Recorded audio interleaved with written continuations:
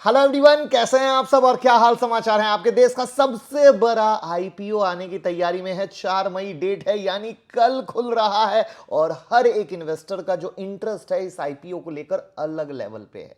तो इस वीडियो में हम अपने रिसर्च से कुछ ऐसे ही सवालों का जवाब लेकर आए हैं जो आपके जहन में है, आपके मन में है, बहुत सारे सवाल।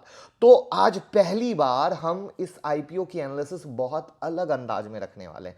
मतलब आपको यह फील होगा आप सामने बैठे हैं, आप मेरे से सवाल कर रहे हैं और आपके सवालों के जवाब मैं one by one mango people की भाषा में देता जा रहा हूं। कुछ इतना आसान रखने वाले हैं और साथ में अगर उसके बाद भी कुछ बच जाता है तो आप कमेंट बॉक्स में अगर बोलेंगे तो हम उसका भी जवाब देने वाले हैं।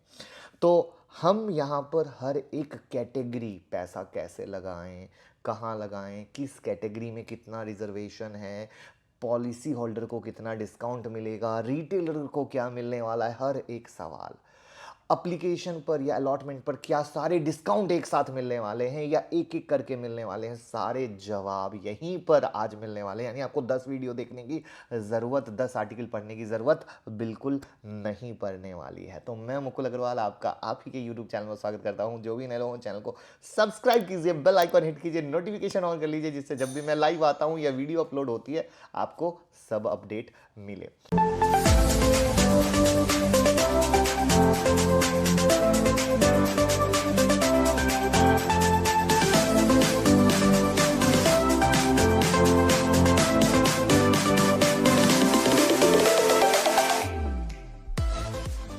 देखिए, सबसे पहले अगर हम बात करें एलआईसी की, तो भारत की सबसे बड़ी इंश्योरेंस प्रोवाइडर कंपनी है और अपने बिजनेस प्रीमियम में इनकी जो मार्केट शेयर है 66.2% का है। इनका जो एयूएम है वो 40,122 बिलियन का है, जो पता है entire Indian mutual fund industry जो उनका एयूएम है उसका 1.1x है, यानी कितना बिग है। बात करें एलआईसी के प्रोडक्ट की, तो ये participating insurance product, non participating product जैसे unit linked insurance product, saving insurance product, term insurance product, health insurance, annuity, pension offer सब कुछ देते हैं। अब यहां पर पॉजिटिव फैक्टर, तो एलआईसी सिर्फ एक इंश्योरेंस कंपनी ही नहीं, ये कई तरह के इन्वेस्टमेंट प्लान भी अपने कस्टमर को ऑफर करती है, वो भी गारंटेड रिटर्न के साथ, जो इन्हें अपने कॉम्पिटिटर से काफ़ी अलग बनाता है। आज की डेट में एलआईसी के पास 13 लाख से भी ज़्यादा एजेंट हैं जो इनके बिजनेस ऑपरेशन को काफ़ी ईजी बनाते हैं और कंपनी के लिए अच्छा खासा रेवेन्यू जनरेट करते हैं। और यही वजह है कि एलआईसी जो है अपने कॉम्पिटिटर से बहुत आगे है या दूसरे इनको कभी टच भी नहीं कर पा रहे।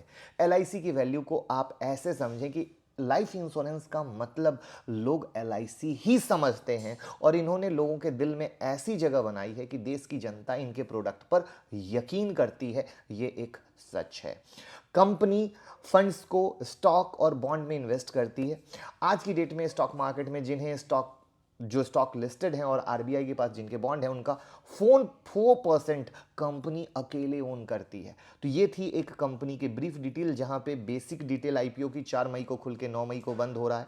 फेस वैल्यू 10 रुपीज़ का है, प्राइस बैंड 902 से 949 का है, लॉट साइज 15 शेयर का है, सारा का सारा ऑफर फॉर सेल है, रिटेल डिस्काउंट 45 रुपीज़ का है, एम्प्लॉय डिस्काउंट 45 रुपीज़ का है और इस तरीके से ये डिटेल है। तो अब बेसिक डिटेल थी, अब किस कैटेगरी में कितना रिजर्वेशन है इसको समझते हैं। तो टोटल नंबर ऑफ शेयर जो बिक रहे हैं वो है 22 करोड़ 14 लाख के आसपास।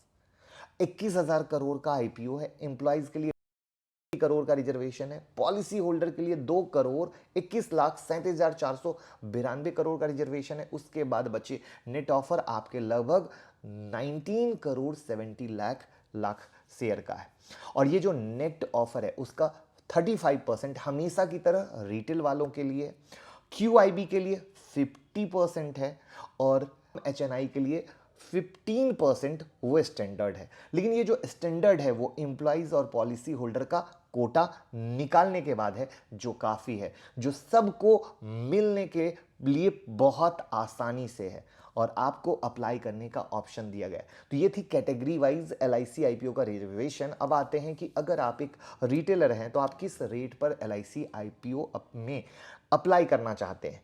तो रिटेल के लिए किस तरीके से क्या डिस्काउंट है, तो सबसे पहले डिस्काउंट की बात कर लेते हैं। तो LIC रिटेल कैटेगरी में एप्लीकेशन लगाने वालों को 45 रुपीज़ का डिस्काउंट देगी, और ये डिस्काउंट IPO अप्लाई करते वक्त ही आपको दे दिया जाएगा। ये सबसे खास है, सबसे खास, जो शायद अभी तक ऐसा हुआ नहीं है।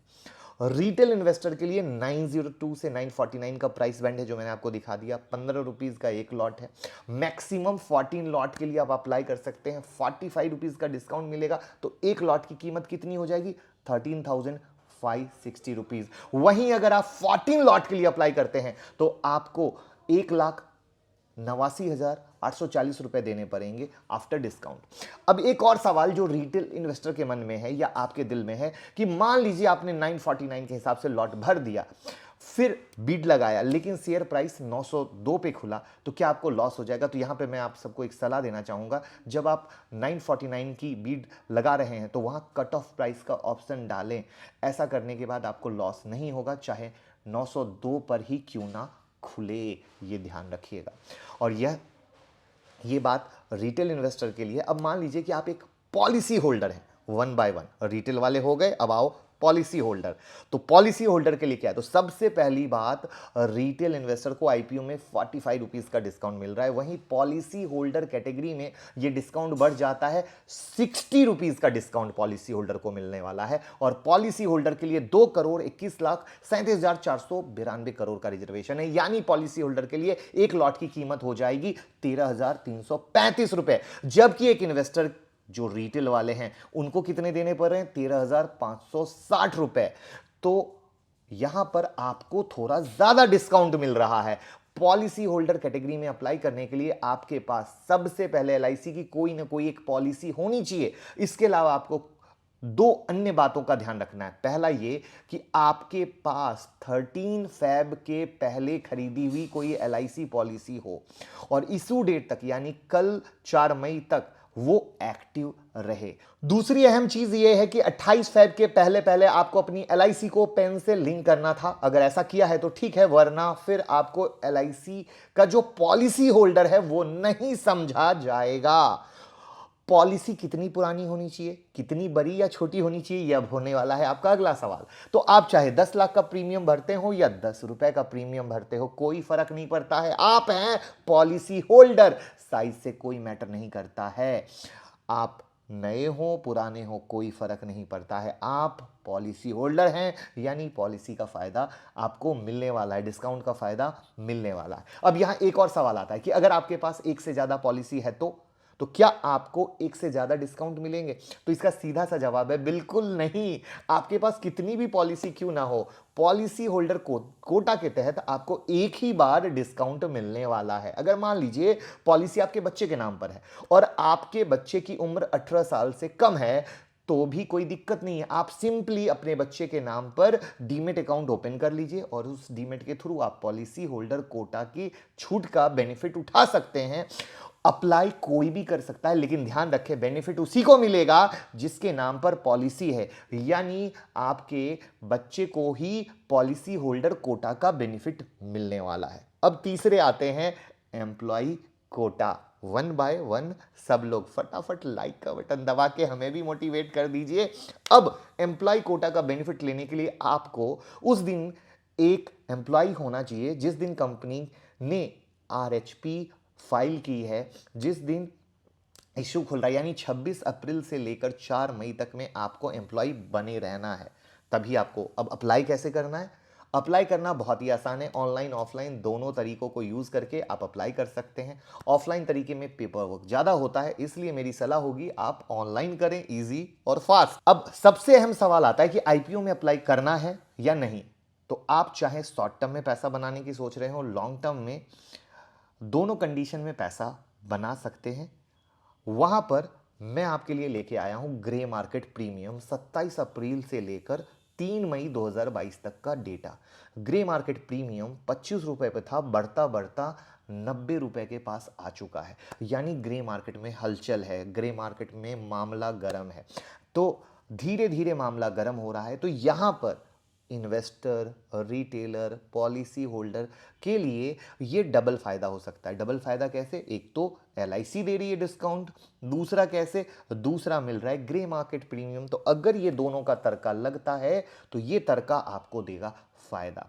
तो मेरा ये मानना है कि आप एज अ लॉन्ग टर्म के विजन के हिसाब से इन्वेस्ट करें, वो ज़्यादा अच्छा रहेगा। तो उम्मीद करता हूं मैंने एलआईसी आईपीओ के सारे सवाल हर एक एंगल से, कैसे अप्लाई करना है, किस तरीके से, सब दे दिया। अगर उसके बाद भी कोई सवाल बचे हैं नीचे कमेंट कीजिए, हम आपके सवाल के जवाब बिल्कुल देंगे। तो फटाफट लोगों के साथ शेयर कर दीजिए जिससे सब लोग सीखें, कमाएं और किसी को कोई कंफ्यूजन ना रहे, क्योंकि कोटा अलग अलग है ना, तो इस बार कंफ्यूजन ज़्यादा है। तो आपकी ड्यूटी है घर घर पहुंचाने की और लोगों के डाउट को दूर करने की। तो थैंक यू सो मच।